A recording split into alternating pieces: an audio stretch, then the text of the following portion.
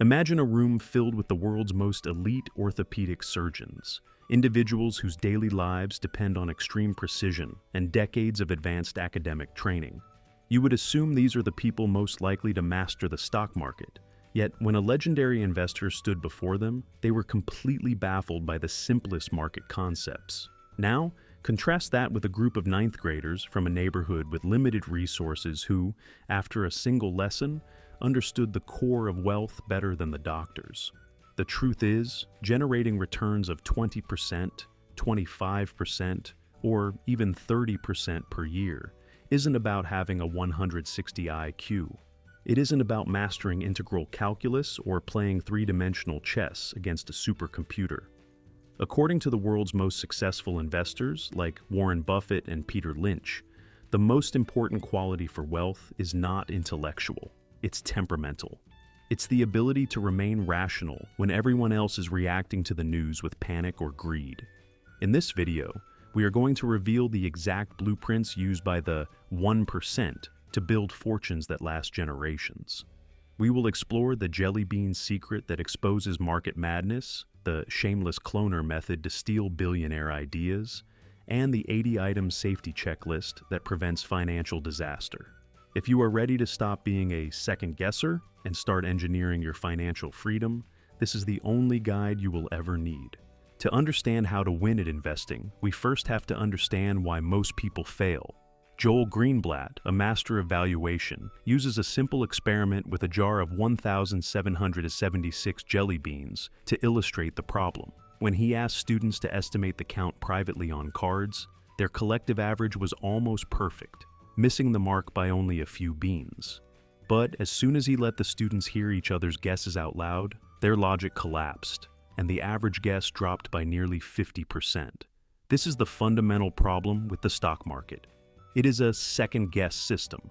Instead of looking at the actual business, the beans in the jar, most investors are looking at what their neighbor thinks, what the news anchor is screaming, or what the latest social media trend suggests. This psychological pressure causes the wavy line of stock prices to swing wildly away from the horizontal line of actual business value. In the last 17 years alone, the S&P 500 has doubled, then lost half its value, then doubled again, and finally tripled. This wasn't because the businesses themselves were changing that fast. It was because the people owning them were behaving erratically. Your greatest opportunity as an investor lies in this gap between human emotion and business reality. If you can do the work to value a company correctly, the market will eventually agree with you. You just have to be patient enough to wait for the crowd to regain its senses. Before you can focus on building wealth, you must stop the silent forces that are actively destroying it. The financial services industry is built on fees that act as a massive drag on your annual returns. It is incredibly common to find investors paying 2% or 3% of their total assets every year for expert management. While 2% sounds small, on $1 million portfolio, that is $20,000 every single year that disappears into someone else's pocket. If you take control and move those funds into a low-cost, broad market index fund with an expense ratio of 0.04%, your annual cost drops to just $400. That single decision saves you $19,600 a year, money that stays in your account to compound and grow for your benefit. Over several decades, the difference in fees can literally double your final net worth. The second predator is the tax drag. To maximize your returns, you must utilize every tax-advantaged account available to you, such as the 401k, Roth IRA, and Health Savings Account, HSA. These accounts act as a fortress, shielding your money from the government so it can grow tax-deferred or tax-free.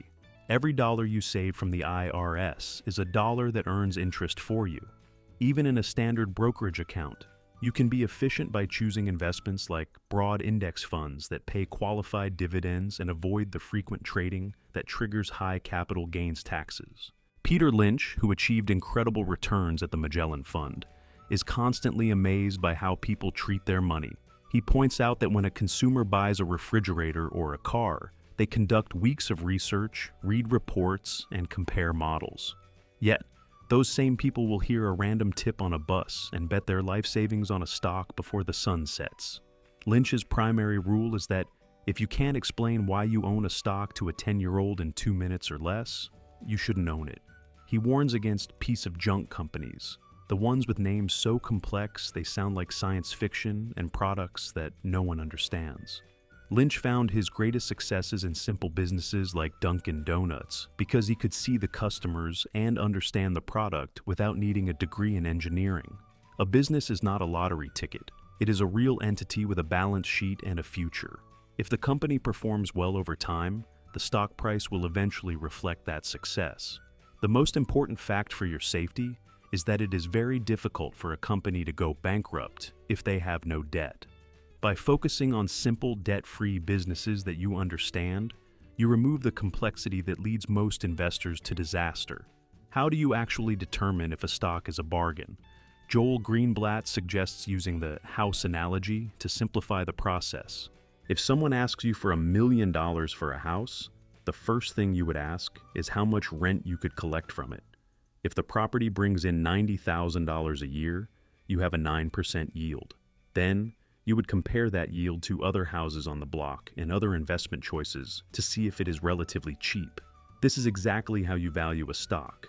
You are looking for an earnings yield, how much profit the business generates for every dollar you spend on the share price. Greenblatt conducted a 20-year study of the 2,000 largest U.S. companies and found that if you simply bought the cheapest 20% of stocks based on these valuation metrics, you would have averaged an astounding 38% annual return. The cost of a stock is merely the price you pay, but its value is what you actually receive. Most people panic when prices fall because they don't know the true value of what they own. But if the business fundamentals haven't changed and the price drops, you are simply being offered the same house at a massive discount. A smart investor buys more when the rent remains high, but the purchase price goes down. If you don't have the time to spend thousands of hours analyzing financial statements, Mohnish Pabrai suggests a shortcut. Be a shameless cloner. In the United States, large investors are required to file a 13F report every quarter, revealing exactly what they are holding in their portfolios. You can use free websites like Dataroma to see exactly what the smartest people in the world are buying. You don't need a team of analysts. You just need to find the investors with a history of high returns and reverse engineer their logic. Pabrai isn't interested in companies that are 10% undervalued. He wants opportunities that are blindingly obvious. He looks for businesses with a moat, a competitive advantage that protects the company like a deep trench filled with piranhas surrounds a fortress. Whether it is a brand people love, like Reese's Peanut Butter Cups, or a massive user network like Facebook, a moat ensures the business can keep earning high profits for decades. When a super investor buys a business with a deep moat at a bargain price, that is your signal to pay attention. In a world where people check their stock prices 30 times a minute, the greatest advantage you can have is a long-term perspective. This is called time arbitrage. Most professional money managers are under pressure to perform every 3 months to keep their jobs, which forces them to think in very short intervals. However, as an individual investor, you have the luxury of patience. Warren Buffett and Seth Klarman emphasize that you shouldn't care if the stock market closes for 5 years, as long as you own a piece of a great business. You can wait for the market to eventually recognize the value you see, even if it takes a long time. Think about the massive success of Walmart. It went public in 1970, and you could have waited 10 years to make sure their business model worked in other states. Even if you bought the stock a decade late, you still would have made 35 times your money. The same is true for Microsoft. You could have waited 3 years after their IPO and still made 10 times your money. Wealth isn't made by constant trading, it's made by waiting. One of the most powerful metaphors in investing is Warren Buffett's baseball analogy. In professional baseball, if the ball is in the strike zone, you are forced to swing, or you'll be called out. But in the investment world, there are no called strikes. The market can throw you thousands of different stocks every single day at different prices. US Steel at 25 or General Motors at 68, and you don't have to do anything. You can sit at the plate and watch pitch after pitch fly by for 6 months or even 2 years until you see exactly the fat pitch you understand perfectly. Most people lose money because they feel they must be active, but you have no pressure to swing at a business you don't understand or one that is overpriced. Your only job is to wait for the moment when a great company you know, inside and out, is being thrown at you at a massive discount. When that happens, you swing hard. To avoid the arrows in the back that ruin most portfolios, Mohnish Pabrai uses a rigorous checklist containing over 80 items. This list was built from studying the real-world mistakes of legendary investors. The checklist asks brutal questions. Can this business be destroyed by low-cost competition from overseas? Buffett famously lost money on Dexter shoes because he didn't realize that cheap imports would decimate the business. The checklist also looks at debt. What are the loan covenants? Is the debt recourse or non-recourse? By running every investment through this filter, you ensure that you are playing center court rather than taking risky shots at the edges. It only takes about 30 minutes to complete, but it can save you years of financial regret. If a company raises too many red flags, you simply pass and wait for the next opportunity. The goal is to minimize your downside and let the upside take care of itself. History tells us that the stock market will drop. In the last century, there has been a 10% decline roughly once every 2 years, and a massive 25% drop, a bear market, every 6 years. If you aren't mentally prepared for your portfolio to lose half its value temporarily, you shouldn't own stocks. However, successful investors view these crashes as sales. Seth Klarman points out that to take advantage of these moments, you need liquidity, which is just a fancy word for having cash ready to deploy when others are panicking. Warren Buffett often holds billions in cash, specifically so he can be greedy when everyone else is fearful. When the news is full of doom and gloom, and people are selling their shares for cents on the dollar, that is your moment of greatest opportunity. You should never try to predict when the bottom will happen, as no one can do that. Instead, focus on averaging down, buying more of the businesses you believe in as they get cheaper. In the long run, the cheaper you buy your stocks, the better your returns will be. Warren Buffett has been the most successful investor in history, while almost entirely avoiding the technology sector for decades. He didn't own Microsoft, Amazon, or Google during their primary growth phases because he simply didn't understand them. He advocates for staying within your circle of competence. You don't have to be an expert in every industry to get rich. If you work in the auto industry, you have an edge in seeing which car models are becoming hits. If you are a nurse or a pharmacist, you see which drugs are actually curing patients before the rest of the world does. Use your personal edges. Don't listen to the talking heads on TV who are paid to create hype and tension. Instead, stick to the simple businesses that produce high profit margins and have customers who truly love the product. If you understand the company's core business, you won't be scared when the stock price starts moving around. The get-rich-quick mentality is a delusion that has led to every financial bubble in history, from tulips hundreds of years ago to the speculative crazes of today. Building wealth is a slow and steady process that requires time and discipline.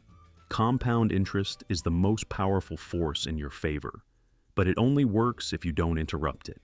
If you invest $100,000 in a solid index fund and let it compound at 8% for 30 years without touching it, you will eventually have over $1 million.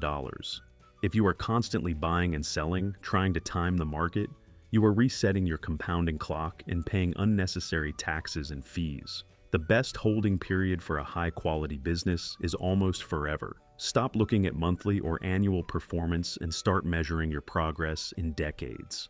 Why don't more people follow these rules? Because they are too simple. The professional classes and academics can't justify their existence if the answer is just buy cheap, good businesses and wait. They want to focus on complex data and market timing because it makes them look smart, but it doesn't make their clients rich. Achieving a high investment return is a matter of discipline. It is about decreasing your fees, ignoring the pundits, staying within your circle of competence, and having the stomach to stick to your plan when things get scary. The stock does not know you own it, so don't get emotionally attached. Stay attached to the facts and the reasoning. If you follow these principles, you won't just be surviving the market. you will be mastering it. If this guide to legendary returns helped clarify your financial path, hit the like button and subscribe. We are dedicated to helping you grow your wealth slow and steady. In the comments below, tell us, what is one simple business you understand so well you'd buy it even if the market closed tomorrow? We read every response. See you in the next video.